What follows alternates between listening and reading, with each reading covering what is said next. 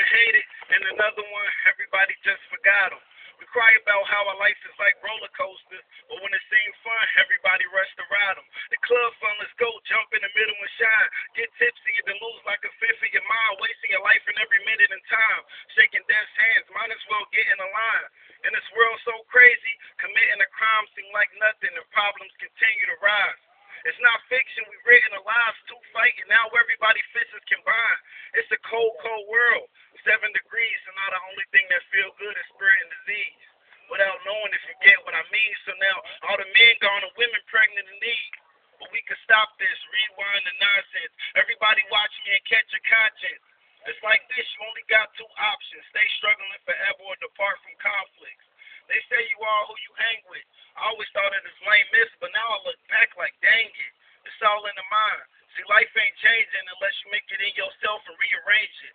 You gotta refrain from ruining your own life, even though wrong seems so right, it's dangerous. So to find hope when no life seems aimless, but my own life needs maintenance. Still, no one's blameless. The only option release the lameness. Realize your ability facing the anguish of kings can't do conundrums. Be the change you want to see. That's if you really want some. If not, don't complain, because it ain't none for no one, because no one can rearrange life that ain't their own. Right? Right. Woo! That was nice. That was nice. I like that. That was really nice. I like that. Like I said, we like to reiterate that this is a stop the violence movement, and we encourage all people to start with the man in the mirror, like the young man was actually saying. It sounded like he was saying, start with us.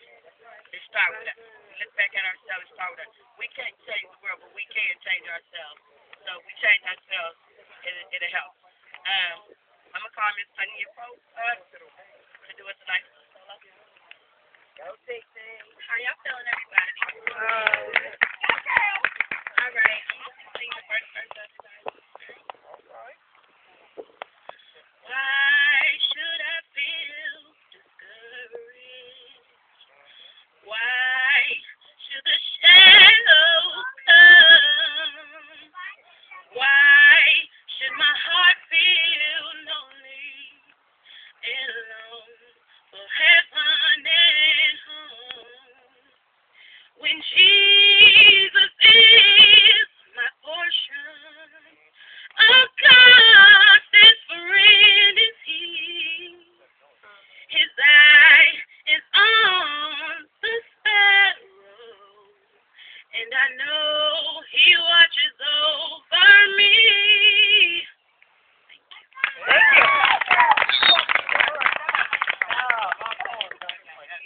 All right. Ordinary people, Dwan. We got DeWine Darton coming up. He's going to do John Legend's Ordinary People. Woo!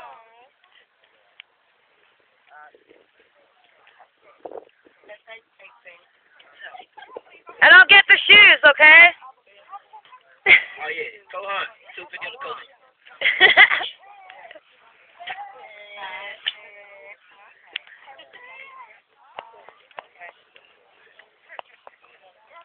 Girl, I'm in love with you.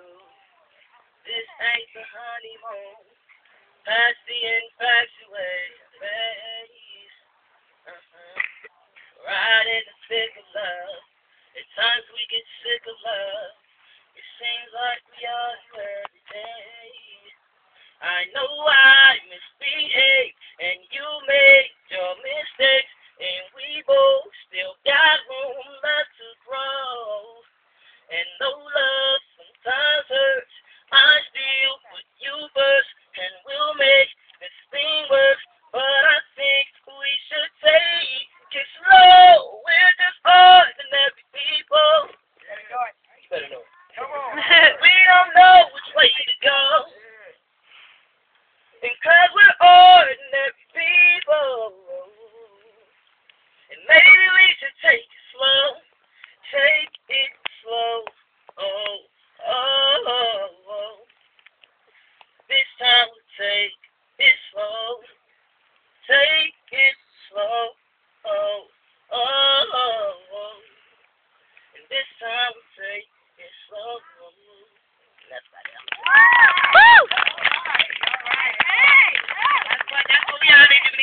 slowly back, stop the violence, stop the violence.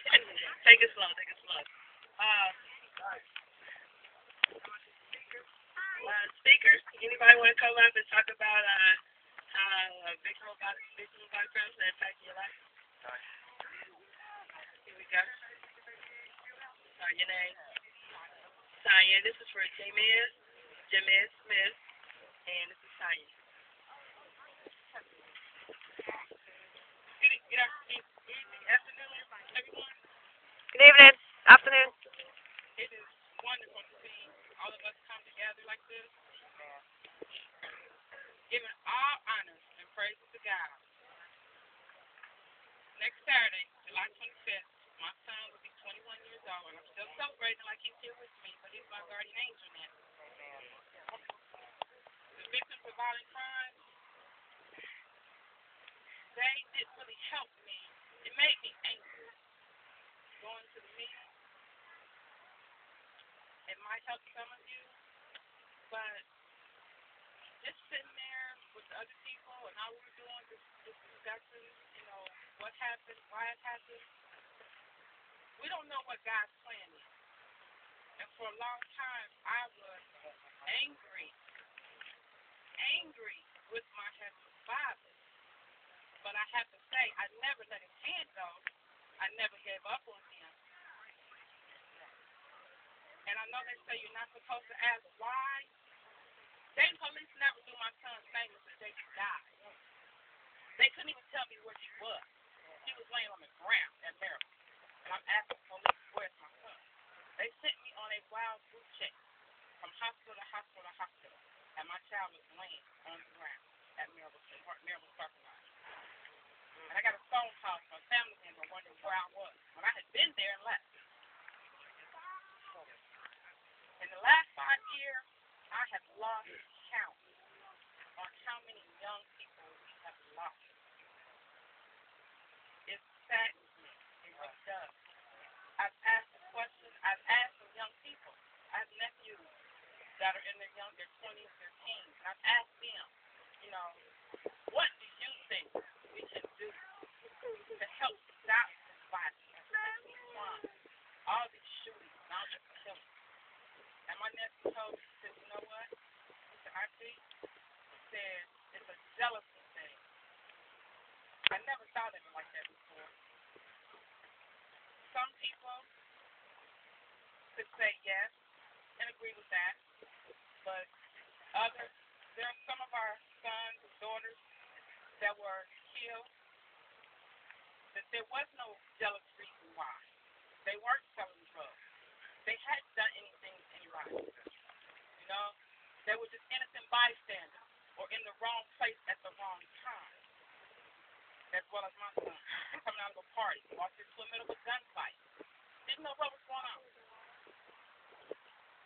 All I can say is God has carried me over the last 5 years. And he carries me every single minute. Amen. Not day, but every minute. Amen. It's hard for me. Even though it's been 5 years, it's just like yesterday. And to look at all of you out here, a lot of us in our shirts, it hurts. It just hurts. When you go to that Christmas homicide vigil every year, the booklet is thicker. The list of names is longer. And then you still wonder, what can we do? What can we do? Does anybody have an answer? Does anybody know where to start? With us? This is a start with us. You look back at the man in the mirror. The other thing I wanted to say, I'm sorry, I don't know your name, sweetie. Lynn. Mm-hmm. You said, to ask the community to help raise money as far as to help take care of the children. That's a good thing, too. But also, and I think it's very sad, some of these young men may have had a record. They might have had a felony on their record. But this is a lot of crimes going to pay for that. Just because they had a record. Or because they've been in the system. And I don't think that's fair. I really don't think that's fair to the parents, because then that means that we have to have fundraisers to try to come up with the money to